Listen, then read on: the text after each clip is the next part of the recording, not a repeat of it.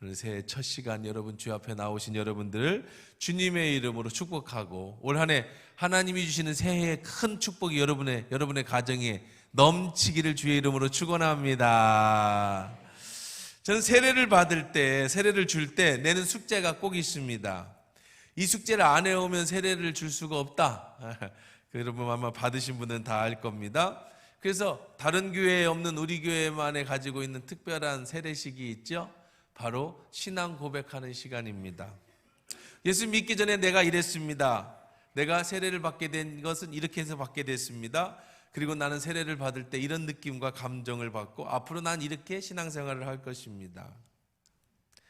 예수를 믿는다라는 건요, 세례를 받는다라는 거는 그날부터 나의 인생이 새롭게 시작된다라는 거예요. 그래서 성경은 거듭났다라고 표현을 하기도 합니다. 우리는 세 번의 다른 인생을 삽니다. 첫째는 예수 그리스도를 나의 구주로 영접하기 이전의 내 삶. 그리고 두 번째 인생은 지금 여러분이 살고 있는 인생입니다.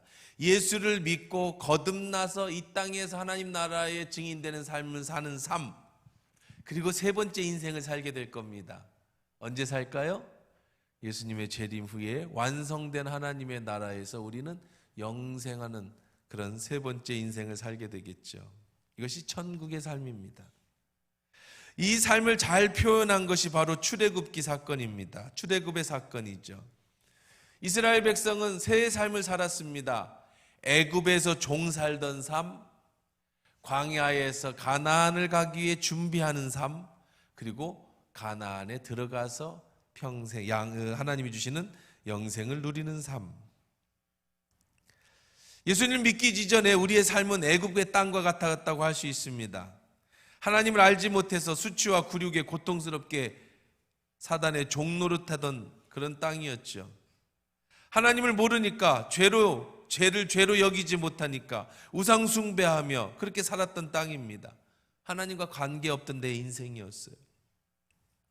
그런데 가만히 보면요, 애굽이라는 땅은요, 비옥한 땅이었어요. 아주 보기 좋은 땅이었습니다. 이스라엘 백성도 출애굽을 한 다음에 힘만 들면 자꾸 나 돌아갈래 그런 땅이었습니다. 물이 풍부했습니다. 재미도 있었습니다. 삶도 넉넉했습니다. 예수 믿기 전에 어쩌면 여러분도 그렇게 살았을지 모르겠어요. 세상 말로 재수가 좋았든지 팔자가 좋았다면 예수 믿기 이전에도 여러분은 행복하게 잘 살았을지 모르겠습니다. 명예를 얻을 수도 있었겠고 돈을 많이 벌었을 수도 있을 겁니다. 근데 제일 큰 문제가 뭐죠? 애굽에서의 삶의 제일 큰 문제는 뭐예요? 돈도 있을 수 있고 재미도 있을 수 있습니다. 그런데 애굽의 삶에는 하나님이 안 계셨어요. 그게 제일 큰 문제였죠.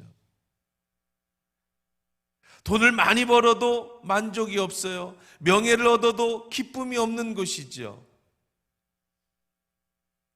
우리가 예수를 믿기 이전의 삶이 애굽과 같은 삶이 아니었을까요?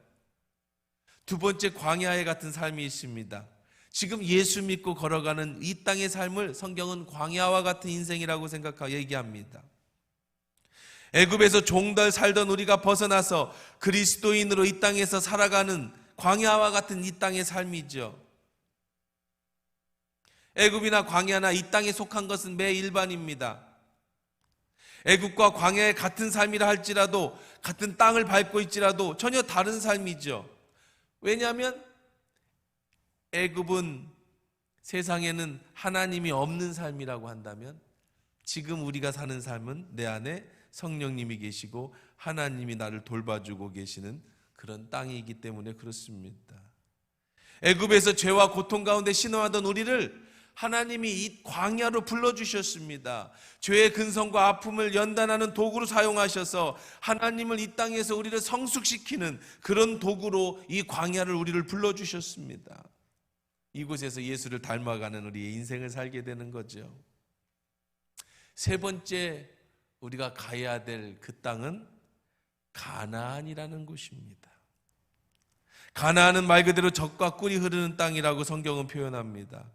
애굽의 땅은 수고로 인간의 능력으로 의지하는 땅이었다면, 이 광야는 이제 힘들고 어렵게 가나안을 준비하는 땅이었다면, 이 가나안은 하나님이 주신 축복의 약속의 땅, 우리가 가야 될 영원한 천국은 수고와 눈물이 그치고 하나님과 함께 영원히 하나님 주시는 축복을 누리는 땅, 그것이 바로 우리가 꿈꾸는 땅이라고 하겠죠.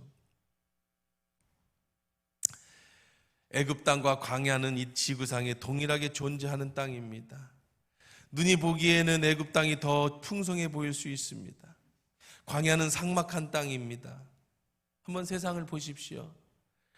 여러분이 살던 애굽, 지금 하나님 없이 살아가는 그 땅, 어쩌면 오늘의 이 새말 풍경을 보십시오. 애굽이 더 풍성해 보일지 모르겠습니다. 애굽이 더 재미있을지 모르겠습니다. 오늘 연말 연시에 이제 어딘 광장에서 술을 먹으면서 막 행가래를 치면서 노래를 부르며 춤추면서 어쩌면 거기가 더 재미있고 즐거울지 모르겠습니다. 해맞이를 하며 축제를 열고 파티를 열고 있을지 모르겠습니다. 자신의 육신의 즐거움과 만족을 쫓아 살아갈지 모르겠습니다. 하지만 광야에 살고 있는 우리는 딱딱한 예배당에 나와서 지난 한 해 하나님이 지켜주신 은혜에 감사하고, 그러면서 주님 앞에 우리의 잘못한 것들은 예수의 보혈에 씻고 성찬으로 다시 한번 예수님과 내가 하나가 되고, 그리고 새롭게 주어진 2004년을 기다리면서 하나님께 예배드리는 삶을 살고 있습니다. 같은 동시대에 살고 있지만 애굽에 사는 사람들, 다시 말해 세상에 살고 있는 사람들은 우리가 이렇게 딱딱한 의자에서 죄를 회개하고 또 미래를 기도하고 꿈꾸고 이런 걸 도저히 이해할 수 없었을 거예요. 그들은 우리가 이해가 안 될 겁니다. 왜 그럴까요? 그들 속에 하나님이 계시지 않기 때문에. 우리는 세상의 그 좋은 것들을 다 버리고 성전에 나와서 딱딱한 의자에 앉아서 주님 앞에 나오지요. 왜 그렇다고요? 우리 안에 하나님이 계시기 때문에. 이게 다른 거예요. 12절은 오늘 본문에서 이렇게 말합니다. 내 하나님 여호와께서 돌보아 주시는 땅이라. 우리가 살고 있는 이 광야 같은 인생, 정원한 천국을 준비하는 저와 여러분들은 어떤 삶을 살고 있느냐? 내 하나님 여호와께서 돌보아 주시는 땅이라. 연초부터 연말까지 우리는 조금 전에 송구 예배를 드렸습니다. 마지막 예배를, 영신, 새로운 시대 시작하는, 연을 시작하는 영신 예배를 드리고 있습니다. 연초, 시작부터 연말까지, 2023년 연말부터 2024년 연초까지 광야 같은 인생을 사는 우리들에게 하나님 뭐라고 약속하고 계십니까? 내 하나님 여호와의 눈이 항상 그 위에 있느니라. 광야는 세상 사람들이 보기에 척박한 땅 같아요. 우리는 세상 사람들을 보기에 이해할 수 없는 사람들 같아요. 애굽은 우리들이 보기에도 젖과 꿀이 흐르는 땅과 같습니다. 그러나 아무리 세상이 좋아도 거기는 하나님이 계시지 않으니 하나님의 눈이 그들에게 임하지 않습니다. 머물러 있지 않습니다. 태양에게 소원을 빌어봐야 말도 안 되죠. 태양이 어떻게 복을 줍니까? 서로에게 새해 복 많이 받으라고 얘기해봐야 그것도 웃긴 인사죠. 무슨 능력이 있어 내가 너한테 새해 복을 줍니까? 우리에게 복을 주실 수 있는 분, 항상 우리를 지켜 눈 위에 우리의 가운데 계시는 하나님, 바로 이 안에 여기에 계시는 줄 믿습니다. 보기에는 애굽이 좋아 보여요. 나일강이 흐르고 곡식이 잘 자랍니다. 요셉이 7년의 풍년에 7년의 애굽의 흉년 동안에 애굽과 주변국을 먹여 살릴 정도로 풍부한 땅입니다. 땅이 비옥하고 푸하고, 그러기에 자연스럽게 문화가 발전합니다. 먹고 나면 즐기고 싶은 게 사람의 생각이거든요. 술의 문화, 음란의 문화, 우상의 문화가 판치는 곳이 광야입니다. 가나안은, 그러나 우리가 가는 이 광야는 보기에 척박합니다. 하나님만 바라보고 살아가야 하는 곳입니다. 그런데 하나님은 이렇게 말씀하십니다. 내 하나님 여호와께서 돌보아 주시는 땅은 연초부터 연말까지 내 하나님 여호와의 눈이 그 위에 머무는 땅이다. 아무리 좋은 광야도, 아무리 좋은 애굽도, 아무리 좋은 세상도 하나님의 눈이 여러분 위에 머물지 않으면, 그곳에 하나님이 계시지 않으면 결국은 거기는 멸망의 성일 뿐입니다.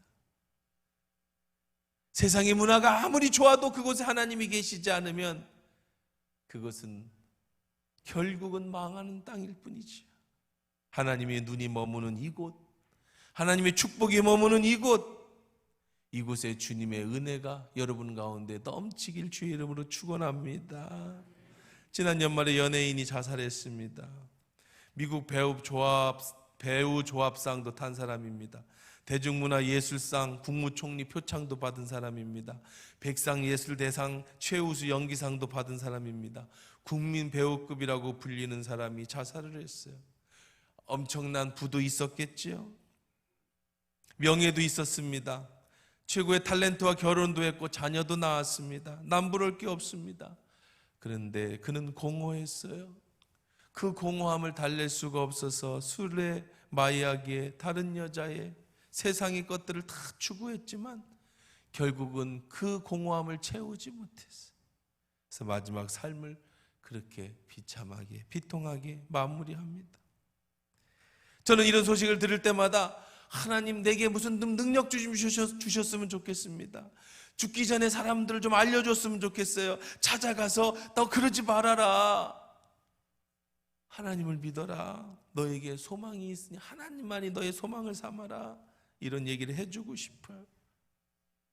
만약에 그 사람이 하나님을 알았다면 돈이 그의 공허함을 채워주지 못하고, 명예가 그의 공허함을 채워주지 못하고, 마약이 그의 공허함을 채워주지 못하고, 음란함이 그의 공허함을 채워주지 못하는 그 공허함을 채워줄 수 있는 유일한 분 하나님을 알았다면 그가 죽지 않았을 텐데, 오직 영은, 우리의 공허함은 하나님으로만 채워지는 줄 믿습니다. 며칠 전에 제가 소개주 권사님 미용실에 갔다가 책 한 권을 봤어요. 마흔에 읽는 쇼펜하우어라는 책인데요, 몇 장 읽어보니까 너무 재미있어서 바로 구입해서 제가 또 읽었습니다. 제 아내가 그래요. 50이 넘어서 뭔 마흔에 읽는 쇼펜하우어를 읽느냐고. 아무튼 거기에 이런 얘기가 나옵니다. 참 재미있는 얘기인데 한번 여러분 들어보세요. 욕망이 충족되지 않은 상태의 인간이 불행한 것은 당연하다. 그러나 의욕이 너무 쉽게 충족되어 욕망의 대상이 제거되면 인간은 무서우리만큼 공허와 무료화감에 빠진다. 따분함은 감당하기 힘든 짐이 된다. 고통과 권태라는 양자책일 앞에 놓여있는 인간은 불행할 수밖에 없다. 욕망의 최대의 만족은 권태이고 욕망의 최대의 결핍은 고통이다. 그런데 인간의 고통은 왕복운동을 하는 시계추처럼 지속적이지 않고 유동적이다. 따라서 영원한 충족과 행복감은 없다. 철학책인데요, 철학자가 인간을 연구하면서 이 책을 쓴 겁니다. 인간은요 끊임없이 욕망을 강구한다는 겁니다. 돈의 욕망, 명예의 욕망, 인기의 욕망, 이 욕망이 채워지지 않아서 불행하다고 생각해요. 돈이 없어서 불행하다고, 명예가 없어서 불행하다고, 그리고 내게 능력이 없어서 불행하다고 맨날 그런 것들을 추구합니다. 그런데요, 그것이 채워지면 더 무서운 것이 숨어져 있대요. 그게 뭔지 아세요? 그것은 권태라는 겁니다. 돈이 없어서 불행한 사람이 돈을 많이 벌게 되잖아요. 통장에 돈이 얼마를 모를 정도로 채워지는 부자가 되잖아요. 그럼 행복할 것 같으잖아요. 그런데 더 무서운 놈이 하나 있어요. 그게 뭐냐? 권태라는 거예요. 무료감이라는 거예요. 소망이 없어져 버렸어요. 돈 버는 기분으로 살았는데 돈을 벌어보니까 완전히 내 목표가 달성돼 보니까 그 다음에 권태가 찾아오는 거예요. 그 다음에 욕망이 제거되니까요, 무료감이 차려오는 거예요. 왜 사는가 하는, 이게 더 무섭다는 겁니다. 그렇죠? 여러분들 잘 이해 안 되죠? 그럴 것 같아요. 얼마나 돈을 벌어야 그 권태감이 찾아오는 거야 도대체? 얼마나 명예. 그런데 그렇대요. 너무나 권태가 무서워서 그래서 연예인들이 마약을 하는 거예요.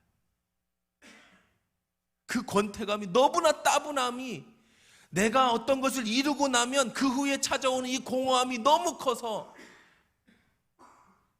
그래서 마약으로 다른 것으로 그래도 그것이 채워지지 않는다는 거예요. 이게 철학책입니다. 여러분, 당연해요. 절대로 하나님 아니고는 채워지지 않는 것이 우리 인간에게 있는 거예요. 그렇게 만들어졌어요. 돈을 많이 벌면 오히려 그것이 나를 무력하게 만들고, 그래서 권태가 빠지게 되고, 내가 오히려 명예를 많이 얻으면, 내가 얻을 수 있는 높은 자리에 다 올라가면 그 다음에 내가 추구할 게 없어지는 순간 인생의 삶의 의미를 잃어버린다는 거예요. 그래서 사람들이 마약에, 연예인들이 그래서 마약에, 도박에 빠지는 이유가 거기에 있대요. 내 하나님 여호와께서 돌보아 주시는 땅이라, 연초부터 연말까지 내 하나님 여호와의 눈이 항상 그 위에 있느니라. 조금 가난해도 괜찮습니다. 조금 여러분 부족해도 상관없습니다. 비록 우리가 광야 같은 인생을 살지만 하나님의 눈이 여러분에게 항상 있으면 그 안에 하나님이 주시는 참 기쁨이, 세상이 줄 수 없는 참 행복이 여러분에게 넘쳐나게 될 줄 믿습니다. 우리가 들어갈 약속의 땅, 그 땅은 어떤 땅일까요? 영원한 천국이겠죠. 연초부터 연말까지 함께 해주시겠다. 2024년을 시작하는 여러분들, 2024년 마지막 영신 예배 때까지 하나님의 눈이 항상 함께하는 축복이 있기를 주의 이름으로 축원합니다.